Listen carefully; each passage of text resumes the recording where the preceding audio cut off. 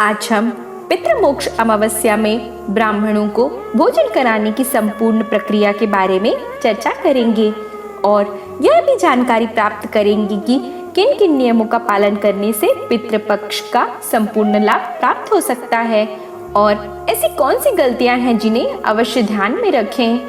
श्राद्ध तिथि पर भोजन के लिए ब्राह्मणों को पहले से आमंत्रित करें, दक्षिण दिशा में बिठाएं क्योंकि दक्षिण में पितरों का वास होता है।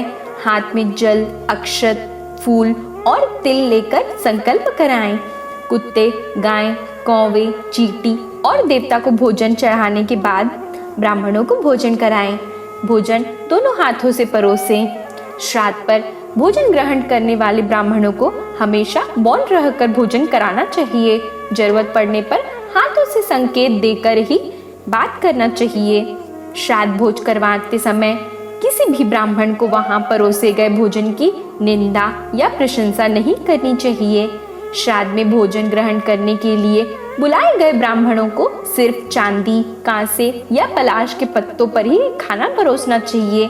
ध्यान रखें कि कभी भी श्राद्ध में किसी ब्राह्मण को लोहे या मिट्टी के बर्तनों में खाना नहीं परोसना चाहिए।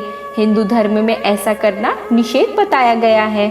श्राद्ध का भोजन ग्रहण करने के बाद ब्राह्मण से कभी भी भोजन कैसा बना है यह सवाल नहीं पूछना चाहिए। श्राद्ध का भोजन ग्रहण करने के लिए बुलाए गए ब्राह्मण को कभी भी श्राद्ध के दिन दान नहीं देना चाहिए।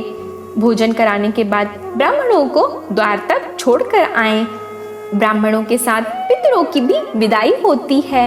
ब्राह्मण भोजन के बाद स्वयं और रिश्तेदारों को भोजन कराएं। श्राद्ध में कोई भी भिक्षा मांगे तो आदर से उसे भोजन कराएं। कुत्ते व कौवे का भोजन कुत्ते व कौवे को ही खिलाएं तथा देवता, चींटी का भोजन गाय को खिला सकते हैं। ब्राह्मणों को कराया जाने वाला इस भोजन के संदर्भ में यह अवश्य ध्यान में रखना चाहिए कि यह कार्यक्रम वियोग एवं दुख के अंधकार से भरा है।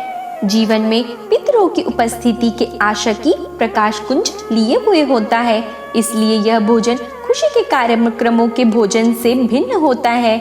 इसलिए इस भोजन में शालीनता एवं सात्विकता का स्थान सर्वोपरि है।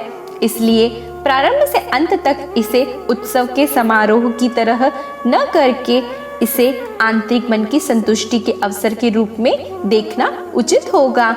जैसे बड़े घर से विदा होते हैं तो उनके रहने की खुशी और उनके जाने का दुख दोनों ही भाव होते हैं, उसी प्रकार इस पितृमोक्ष अमावस्या में भी सुख एवं दुख दोनों ही भाव होता है। इसी विचार के साथ मैं अनामिका आप लोगों से विदा लेती हूँ। धन्यवाद।